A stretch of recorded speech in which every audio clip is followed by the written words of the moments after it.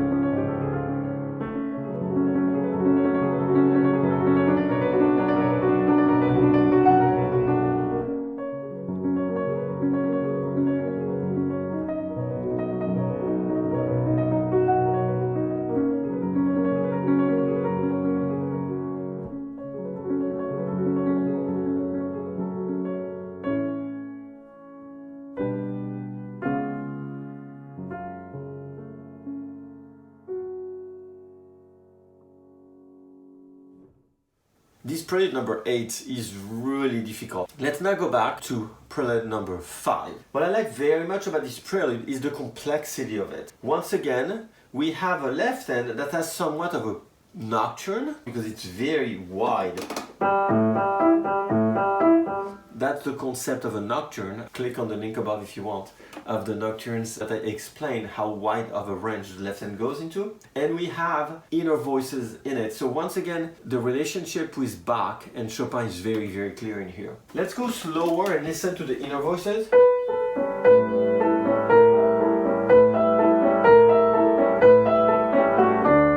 See, when I play it this way, we don't even understand what the rhythm is. We don't even understand when the beats are. Because it's written 3/8, so it should feel 1, 2, 3, 1, 2, 3. Let me play it to you for 1, 2, 3, and you'll see that has nothing to do with what you hear. So 1, 2, 3, 1, 2, 3, 1, 2, 3, 1, 2, 3, 1, 2, 3, 1, 2, 3. So you see, once it starts in here, you start getting it. But when I'm here,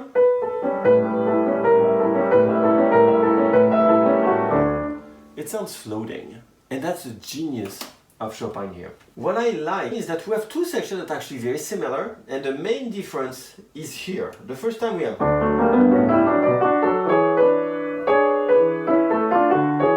and the second time we have.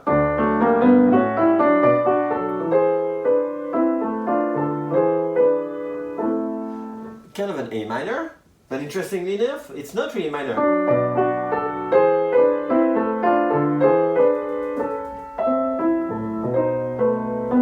And he comes back exactly to where he was the first time. So there's just that little moment where he goes somewhere else to go back to where he was. We're up to number 6. Number 4 and number 6 were played at Chopin's funeral on an organ. It's a left-hand prelude for once. And what we hear at the top is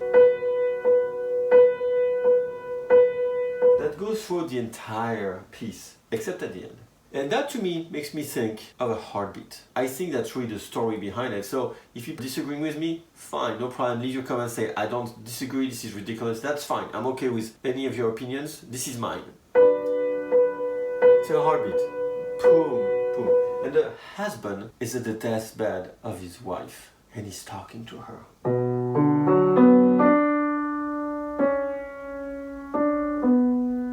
The only time she speaks is at measure 6, 7, and 8. That's all. Then we'll never hear her again. We just hear her heartbeat. So let's listen to that section on 5.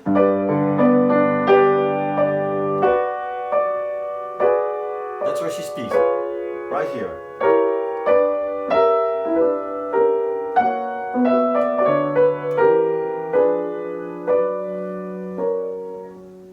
And now back to the beginning. Section at measure 13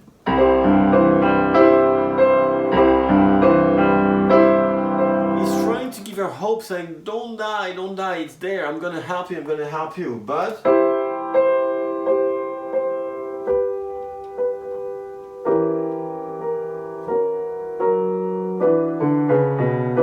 don't think that's gonna happen. And that chord that you repeat, so that chord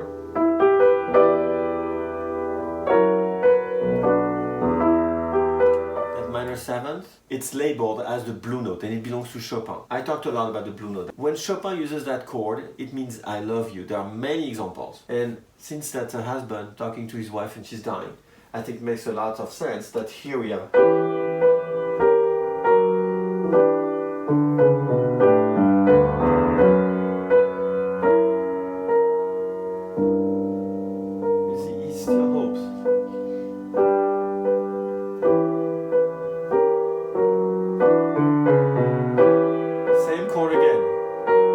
by chance.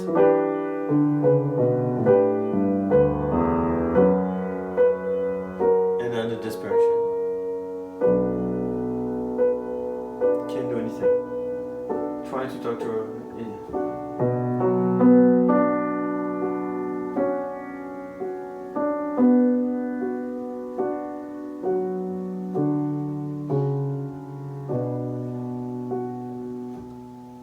Heartbeat stopped.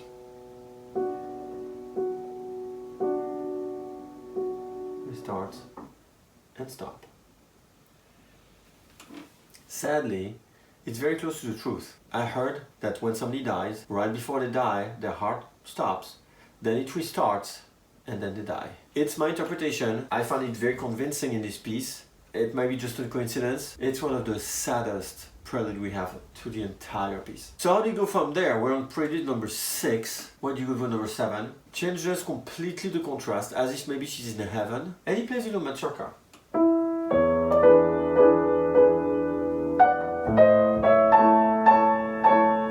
Except he puts here a very, very big difficulty that I'm going to show you. As you can see on the music, he puts a pedal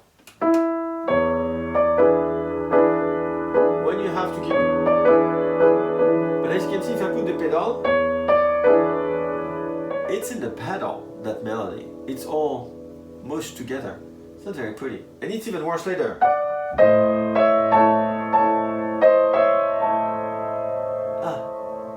That's what he writes. So here I think we have to call this number 7 the virtuoso of the right foot. Indeed, this is how you have to do it. On the first one, I cheat a little. I take the E and the D, as you can see on the music, with my thumb. So I can actually put the pedal here, and like that the D disappeared. But here I can't do that anymore. So I have to play. When I play this, that belongs to the key, I take off my pedal, then I put it back right away to keep that A in the sound. Otherwise, that's going to sound like this. And that's not I'm missing this. You see, it's a different chord. And it's every time. If I do that, I'm missing this. So how do I do? I wait, here I change my pedal and I put it back here. And then I bring back my left hand. It's virtuoso. I can tell you to make that trick.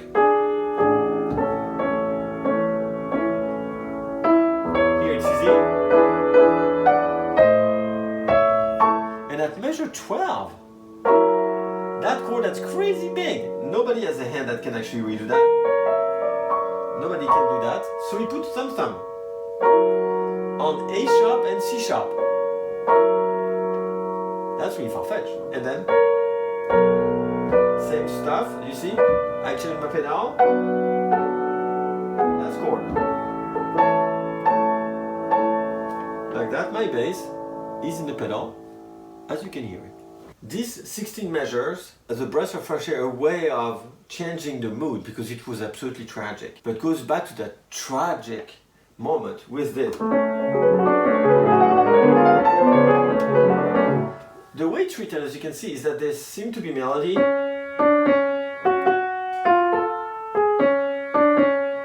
and so on, and the left hand.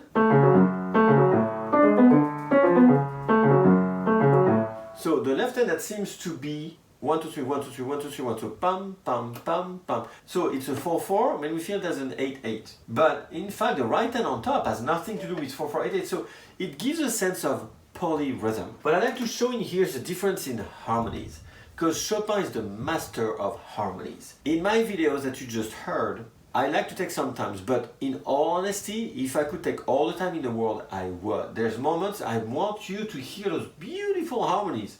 I'm starting measure 6. Here. Change complete.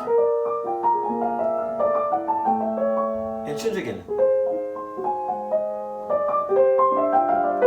And at measure 20, and listen to this. Listen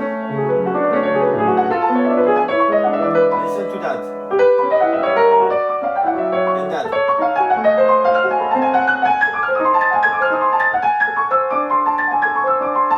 I just found that absolutely gorgeous. I love what happens at measure 27, because he changes the harmonies and plays with major and minor. With that major and minor play will be more with Brahms later on than actually Chopin, but here he does it. Listen to this.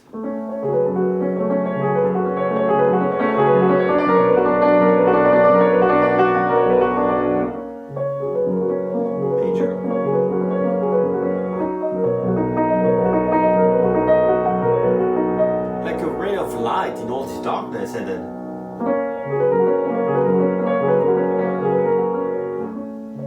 Go back to minor. There you go. And here it's better to play the E sharp with the bass to create a dissonance, and the E sharp resolved to the F sharp.